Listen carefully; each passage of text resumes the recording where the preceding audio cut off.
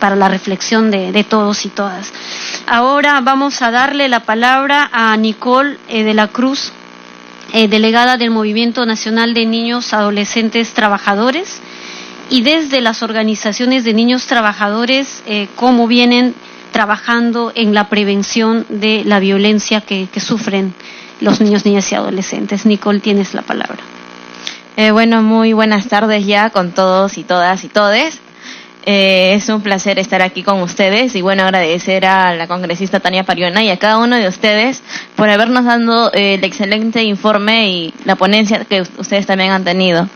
Decirles de que al ir escuchando todo lo que ya se ha ido transcurriendo en el día, ha sido como que algo impactante, ¿no? Yo, si es que no hubiera estado o si es que no soy parte de un movimiento, de una organización, no me entero ni siquiera que tengo derechos o que son importantes.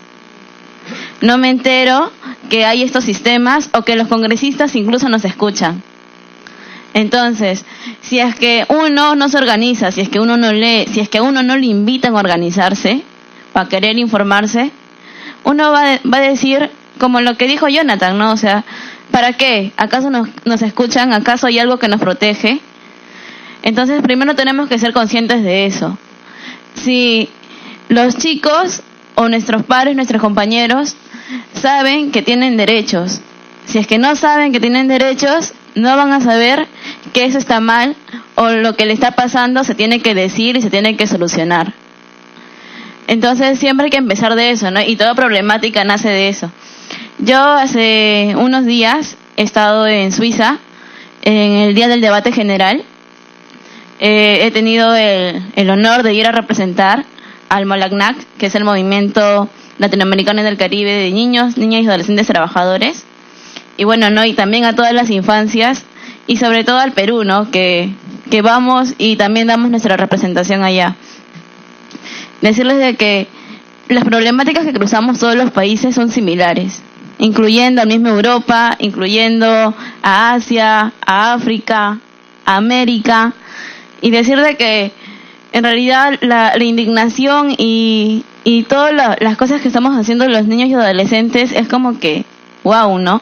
Porque si es que tú lo miras desde otra mirada, otra posición, tú dices, wow, pero ¿qué me viene ella hablando a mí si ni siquiera ha vivido nada? Recién está acabando el colegio, recién va a acabar el colegio, o ¿qué es lo que está haciendo? O sea, estos no son tus temas, esto no tienes tú por qué venir acá a decirme qué hacer, porque yo ya sé, yo ya he estudiado, y bueno, no, siempre se creen el más, cuando en realidad tampoco el que nosotros estemos aquí hablando como niños y adolescentes no quiere decir que tampoco somos los más, ¿no? Sino decir de que todos tenemos una opinión y que todos debemos ser respetados. Y también decir sobre todo de que la opinión de nosotros como niños, niñas y adolescentes tiene que ser respetada y tiene que ser escuchada, porque muchas veces podemos aportar a ella. También decirles de que en realidad la realidad que vivimos fuera de la escuela, porque la escuela tiene mucho que ver, y sí es cierto porque en realidad yo recién el año anterior acabo de terminar mis estudios y en realidad no he podido tal vez conocer todas estas cosas, ¿no? Ni siquiera le daban tanta importancia al tema del código. O sea, en mi colegio nada más era una hora de 2 clases y ya acababa. Y al otro día ya no importaba. De ahí no nos informaban sobre estos sistemas de protección. Ni siquiera nos informaban de las leyes o de los derechos o de lo que nos podría proteger. O de que si un docente nos dice algo, nosotros podemos pararnos y quejarnos. O sea, ni siquiera nada de eso. En la familia es peor, porque muchos de nuestros padres también han ido en esas escuelas y antes todavía ha habido menos cosas que hacer, ¿no? Con la sociedad, con todos nosotros.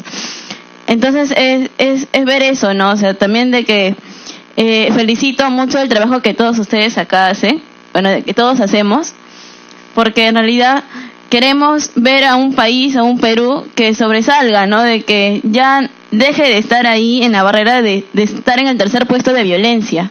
Y no solamente en violencia física y psicológica, sino también en la violencia que se nos da al no informarnos. Porque si no nos informan, no sabemos que nos están violentando, y sobre todo de que estamos en un contexto donde para todos nosotros es normal que una mujer sea la de menos nivel, no, la de menos importancia. Y eso se hace desde la familia y también se sigue conservando en el mismo colegio. Entonces también es ver todos esos diferentes puntos de vista, ¿no?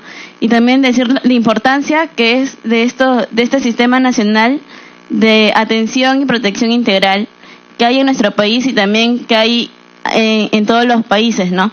He estado revisando por internet y lamentablemente no he podido encontrar el Sistema Nacional de Protección de Perú o que me salga en una de las primeras hojas. Entonces es algo como que yo digo, wow, pero eso sí existe, ¿y por qué no me sale? Y me sale nada más de Argentina, me sale de Panamá, de Paraguay, de otros países que en realidad tú los ves y es como que, wow, sí está bien elaborado, bien implementadito, ¿y por qué yo no quiero, por qué no sale esto de mi país, no? Y aún así busque el Sistema Nacional de Protección Integral de Perú. No me sale nada. Y eso es como que, oye, ¿qué está pasando aquí, no? Entonces también es ver todo eso, ¿no? Y también de que principalmente las escuelas brinden importancia a estos temas, porque es muy importante.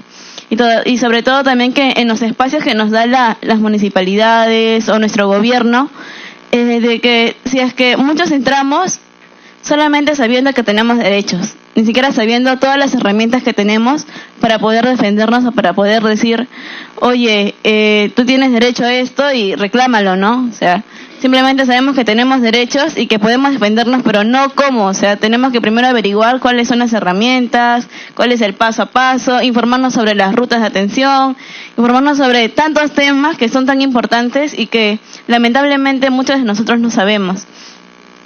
Entonces eso, y también decirles de que todos los chicos de los 3 chicos que estamos aquí, primero felicitarnos, porque, o sea, estamos como que el pertenecer a algo nos hace abrir la mente, ¿no? O sea, como que ya no cerrarnos en nuestro propio mundo de adolescente o de estar ahí centrado, sino que nos hace ser conscientes de que nuestro país no está bien, de que nuestro país lamentablemente ahora más que nunca está viéndose como que todos son corruptos, ¿no? Y cuando en realidad eso te indigna, y mucha de la gente, y no solamente los niños y adolescentes, sino también la mayoría de adultos te dicen de que no, pero si igual es lo mismo que hacen siempre ha habido corrupción en el país, ya no tiene solución nada de eso, cuando en realidad el cambio inicia desde una propia persona, ¿no? O sea, tenga la edad que tenga, sabiendo que su convicción y su potencial puede cambiar a nuestro país y puede mejorarlo, ¿no? Bueno, decir eso y de que simplemente muchos más espacios como estos de poder decir y proponer cosas, y me parece muy buenas las soluciones y lo que también las cosas que se van a implementar en el año que viene, ¿no? También ya decir desde que como movimiento vamos a estar aquí presentes para poder hablar y para poder decirles. Y también, sobre todo, compartirnos de nuestra realidad, ¿no? Porque es muy bueno todo eso de los informes, de los exámenes que se dan o de las entrevistas, pero también es saber, al menos a mí nunca me ha llegado una entrevista de eso, al menos del Estado, ¿no? No me ha llegado, oye, ¿te sientes informada? Nada, simplemente recibía eso, pero solamente de Save the Children, de Acción por los Niños, de mi mismo movimiento. Pero es algo como que decir, si es que no estás en esto, no sabes nada. Entonces es también ver eso, ¿no? ¿Qué es lo que hace nuestro Estado para poder nosotros también informarnos? Y es por ello que nosotros, como actores, como sujetos de derechos, vamos e informamos a las escuelas y le decimos, oye compañero, oye amigo, tú también tienes derechos. Y creo que esa es la mejor técnica, ¿no? Porque cuando nosotros vamos a un salón, nos paramos y hablamos, los chicos como que entran en onda y en confianza sobre todo. Y vamos y interactuamos mejor. Y es como que ellos se impresionan y dicen, si es que ella sabe esto, yo también lo puedo saber y lo puedo dominar. ¿Cómo puedo hacer? ¿Dónde puedo entrar para informarme? Y creo que también esas son cosas para motivarse, ¿no? Bueno, es agradecerles y decirles de que el presupuesto es muy, muy bueno para que se pueda ejecutar esto, y sobre todo la precisión y el ¿cómo se dice?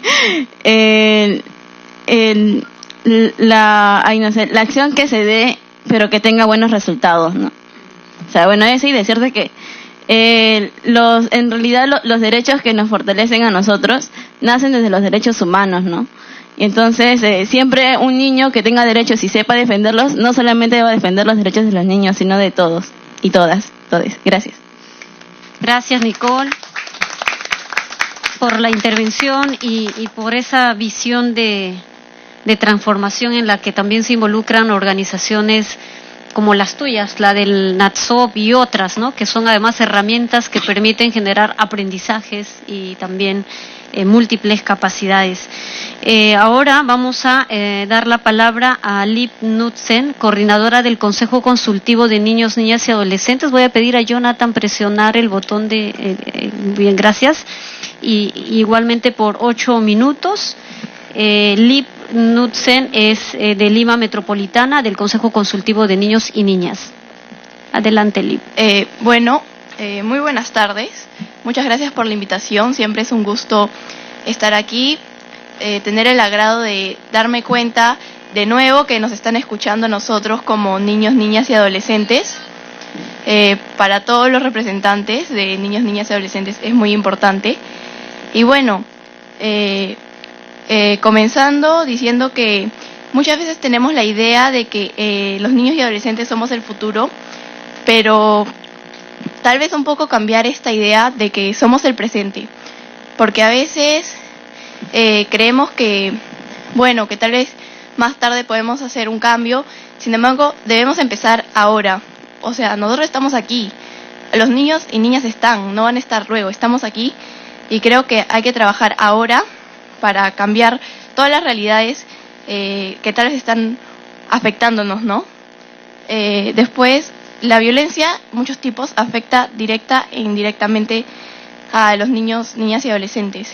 Porque ya sea que tú seas la víctima o que tú vivas en un ambiente de violencia, de todas maneras va a truncar el desarrollo de un niño, niña y adolescente. ¿Y qué pasa? Que muchas veces, más que nada, los adultos normalizan la violencia e incluso llegan a celebrarla. Por ejemplo, tenemos el caso de las redes sociales, que nosotros como adolescentes estamos expuestos siempre, ¿no?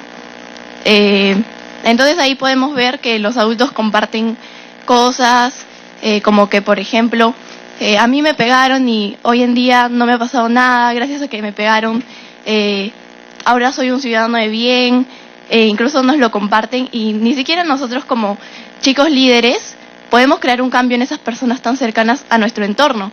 Por ejemplo, a veces trato de cambiar la idea de mi mamá, de que mi mamá dice, ay, pero un palmazo no tiene nada de malo, y yo trato de darle fundamentos que me han brindado a mí a través de estos espacios, ¿no? Y ni siquiera yo misma puedo cambiarlo, en verdad.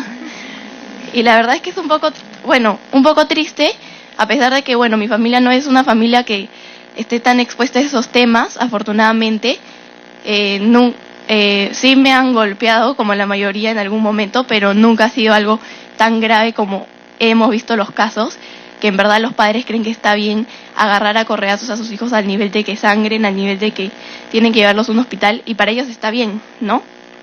Entonces, hay que trabajar, ¿no?, para cambiar esa forma de pensar de los adultos, y también para darle a los niños el conocimiento de sus derechos, y que sepan que está mal que los golpeen, que está mal esa forma de castigo, porque conversando muchas veces los niños dicen, está bien que me golpeen, es correcto, bueno, mi papá me pega, pero es normal, y tal vez no es así. Incluso yo también lo he pensado, y muchos de los que estaban en el CONA también lo hemos pensado, hasta que hemos conocido, ¿no?, estos espacios, y nos han cambiado la forma de pensar, porque si nos ponemos a pensar, y creo que ese es uno de mis mayores argumentos cada vez que hablo respecto a estos temas, es que si vemos las historias de los delincuentes, de los criminales más, por así decirlo, sanguinarios, los asesinos, los violadores, los ladrones, todos vienen de un espacio, de un hogar o de un ambiente de violencia.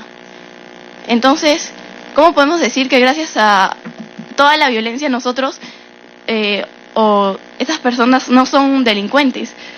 Cuando, o sea, está demostrado que la violencia genera más delincuentes. Y creo que si a nadie hubieran pegado, no hubiera delincuentes. Y después, los consejos consultivos, que fue para lo que me dijeron que venga a exponer, ayudan a ampliar la visión de la violencia que se tiene y observarla tal vez un poco más desde adentro. Por ejemplo, vemos que Jonathan está dentro de su colegio y todo lo que han hablado tal vez no han capturado esa pequeña historia que contó Jonathan sobre el profesor que lo golpeó y que él luego fue a decir al director y el director no hizo nada, porque eso en verdad pasa. Y en mi colegio también ha pasado. Un profesor tal vez se ha pasado de mano con un alumno y nosotros hemos dicho, ya vamos a decirle al director. Y luego decimos, no, porque el director siempre lo va a defender al profesor. Siempre defiende el director a sus profesores. Y al final se ha quedado ahí ese caso, ¿no? Entonces, bueno. Luego yendo con el tema de violencia sexual. Primero es que hay que tener un sistema rápido de detección y denuncia para profesores y directores ante cualquier sospecha. Porque, por ejemplo, vemos el caso de una niña, ¿no? Que, digamos, está embarazada de 5 meses y recién se enteran que su padre la ha violado durante 8 años. Y decimos, ¿y en esos 8 años ustedes creen que nadie en algún momento ha sospechado que algo le está pasando? ¿En serio? En esos 8 años, por lo menos algún profesor tiene que haber sospechado algo. ¿Y por qué no denunció? Nos ponemos a pensar, ¿no? Puede ser que no haya denunciado porque puede ser amigo de la familia incluso. O porque tal vez habló con la madre y la madre sabía y no hacía nada. O tal vez por vergüenza, porque esa es una acusación grave. Acusar a alguien de violencia sexual es grave, pero sin embargo hay que hacerlo a veces para proteger a los niños. Hay que poner al niño como prioridad, ¿no? Y tal vez si hubiera un sistema más fácil para estos profesores de ir a una comisaría o ir a una EMUNA a decir, sospecho de este caso, sospecho que está pasando esto, y sin que nadie diga, ha sido él, que vayan a hacer una visita, que vayan a hacer un seguimiento. Y en el caso de que se dé que es realidad, entonces ahí sí ya pueden citarlo a testificar y todo. Pero en el caso de que no sea realidad, simplemente se quede ahí y se archive el caso, sin necesidad de a ese docente que tal vez ha hecho esta acusación por proteger a su alumno, sea tal vez juzgado por algo que solamente en verdad hizo por querer un bien, ¿no?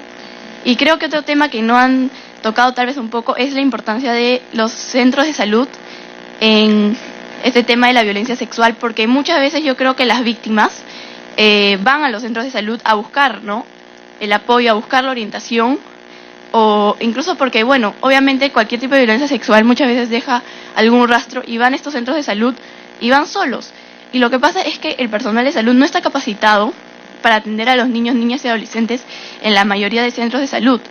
Y yo lo digo también porque como coordinadora general del CONA, también soy miembro del CONA Nacional. Entonces, en el Consejo Nacional, que vinieron los representantes de todo el Perú, todos compartíamos esta preocupación, tanto aquí en Lima como en distintas partes del Perú, que cuando nosotros vamos a vernos atender a un centro de salud, no nos quieren atender nunca cuando vamos solos, como adolescentes, o cuando vamos incluso con una persona mayor, pero que no es nuestro padre. Y no solamente en temas de violencia sexual, o incluso en temas de preguntas o información sobre salud sexual, sino muchas veces en temas de una emergencia que uno se siente muy mal y lamentablemente en ese momento tu papá o tu mamá está trabajando y no te puede acompañar al centro de salud. Tú vas y te dicen DNI, das tu DNI amarillo y te dicen, ¿sabes qué? Tienes que venir con un adulto, no podemos atender para emergencia, ¿no? Y eso también es un poco, bueno, preocupante, ¿no? Y más si es un caso de violencia sexual, porque imagínate que tú estás yendo a denunciar que tu padre o tu madre o un tío o alguna persona con la que tú vives es tu agresor sexual y no quieres ir con él a denunciarlo y obviamente él no va a ir contigo. Entonces creo que es un tema que también habría que ver, ¿no? Después, a ver, bueno, las demunas en el interior del país y también, bueno, en todo el país en general, muchas veces no pueden trabajar de manera óptima por la culpa de la falta de profesionales, la falta de presupuesto y muchas veces el cambio de personal. Y eso nos ha pasado aquí en el ministerio. Siempre capacitamos a las demunas porque queremos que hayan CONAS, ¿no? Actualmente en Lima Metropolitana. Bueno, en Lima Metropolitana actualmente solamente tenemos 17 CONAS y siempre vamos capacitando Lima y Callao respecto a creación del CONA, ¿no? ¿Y qué pasa? Que cuando nosotros, porque nosotros mismos como adolescentes, estamos apoyando para promocionarnos, vamos a preguntar, vamos a las demunas y resulta que llegamos y todas las personas que capacitamos ya no están y han cambiado o han hecho incluso recorte personal. Y ese tema también pasa con todas las capacitaciones de atención a casos de violencia sexual, a casos de violencia familiar. Los capacitan y luego van cambiando y ya esa capacitación prácticamente no sirvió de nada. Y ese es el problema también. Eso afecta directamente también a los consejos consultivos, porque en el Consejo, por ejemplo, Nacional, nos contaban que hicieron recorte personal y ya no tenían abogado. Entonces, digamos que una emuna tenía psicólogo, pero no tenía abogado. Entonces, cuando tenían que hacer actas, no sabían a dónde recurrir. Y otra emuna que tenía abogado, pero no tenía psicólogo, y el abogado estaba ahí tratando de hacer de psicólogo con los chicos de los CONAS.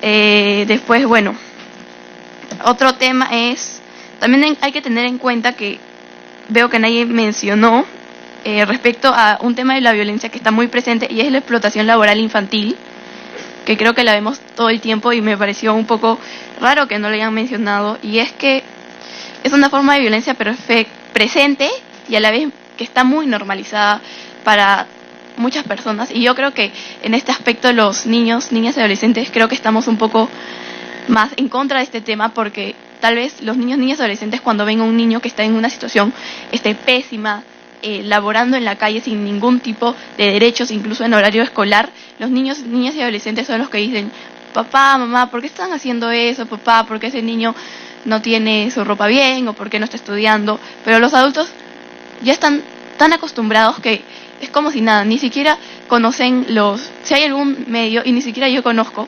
Por ejemplo, la otra vez vi un niño de 3 años con su hermana de como 1 año caminando solito, vendiendo cosas, y yo decía: ¿qué hago?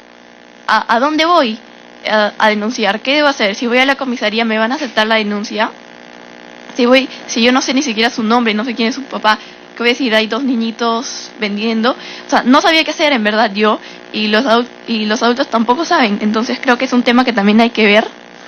Y después, respecto a los CONAS,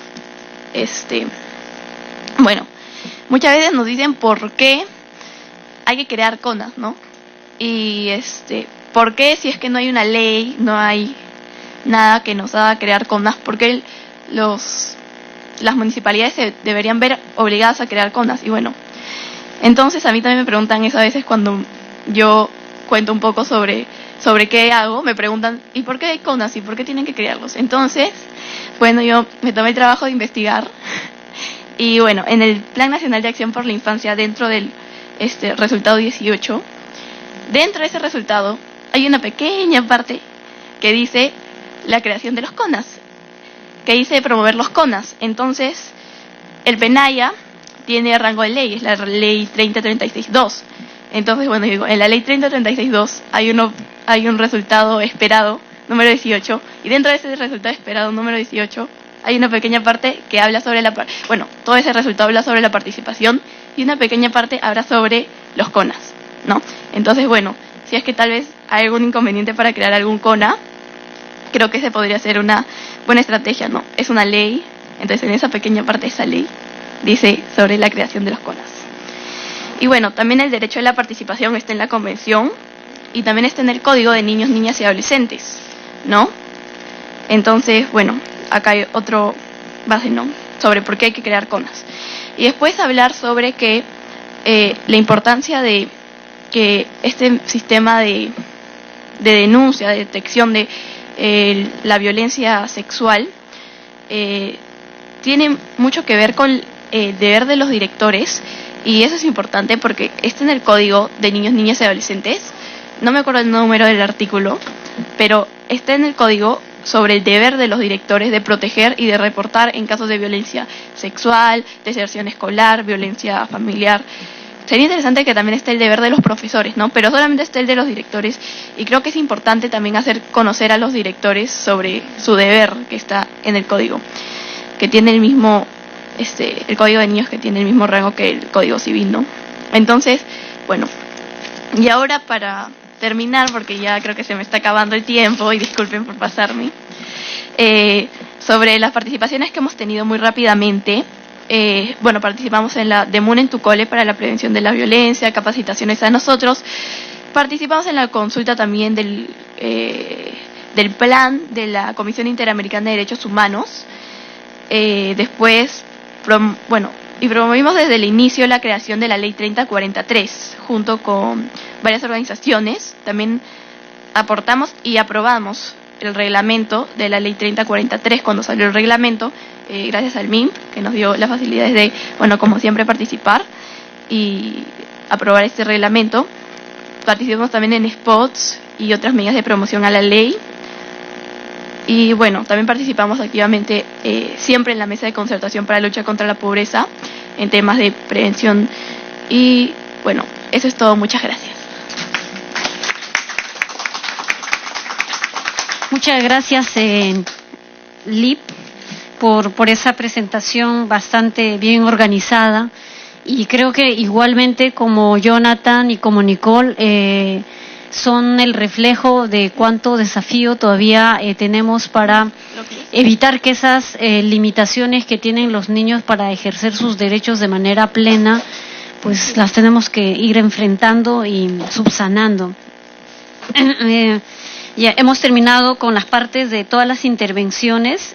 Tenemos la presencia de dos instituciones, en realidad son varias, pero en esta ocasión vamos a dar la palabra a dos instituciones que además han sido mencionadas por los niños, niñas y adolescentes, en este caso a Lourdes Febres, representante de Acción por los Niños, y en un segundo momento a Sofía García, representante de IPRODES, dos organizaciones de sociedad civil que vienen trabajando muy comprometidamente en el tema de luchar contra la violencia que sufren niños, niñas y adolescentes, especialmente en este sistema nacional de atención integral a los niños, niñas, y cómo es que podemos avanzar a paso seguro, pero también poner los aceleradores en eso que decía Olga y Sasa, ¿no? Porque ya hay avances, pero necesitamos poner también aceleradores que nos permitan ir cumpliendo con el estándar internacional.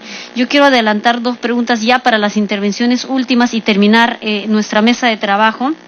Y en realidad es pregunta-respuesta porque el LIP comentó de la participación o intervención de los centros de salud, ¿no? Y la última ley que modificamos, si no estoy mal, Liliana, la asesora de la comisión, se hicieron varias modificaciones a la ley 30364, si no estoy mal, en donde ya se involucra a los centros de salud, o sea, al sector salud, para atender casos de violencia.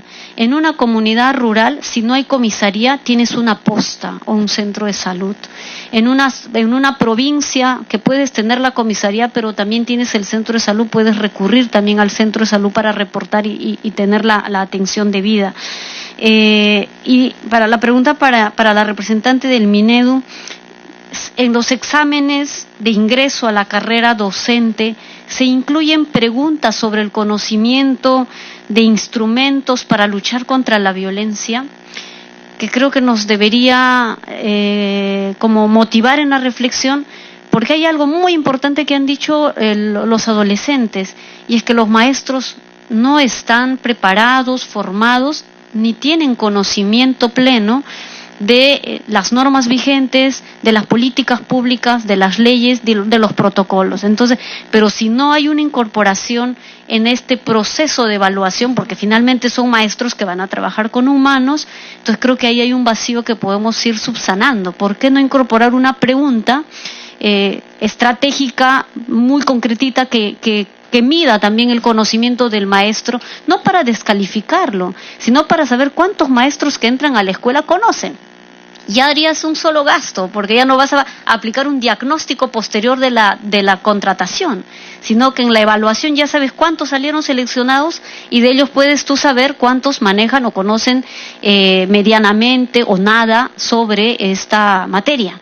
Creo que sería un elemento interesante a trabajar desde el Minedu. Ahora, entonces, vamos a dar la palabra a Lourdes Febres si es 5 o menos de 5 le agradeceríamos. Estamos ya a punto de dejar la sala, nos hemos pasado media hora más, pero sabemos del tema, que además es importante, valioso, y yo sé que ninguna de las que está aquí quisiera abandonar e irse así nomás, pero vamos a escuchar a Lourdes a modo de conclusiones, a conclusiones muy concretas. ¿Con qué nos vamos después de esta mesa, Lourdes?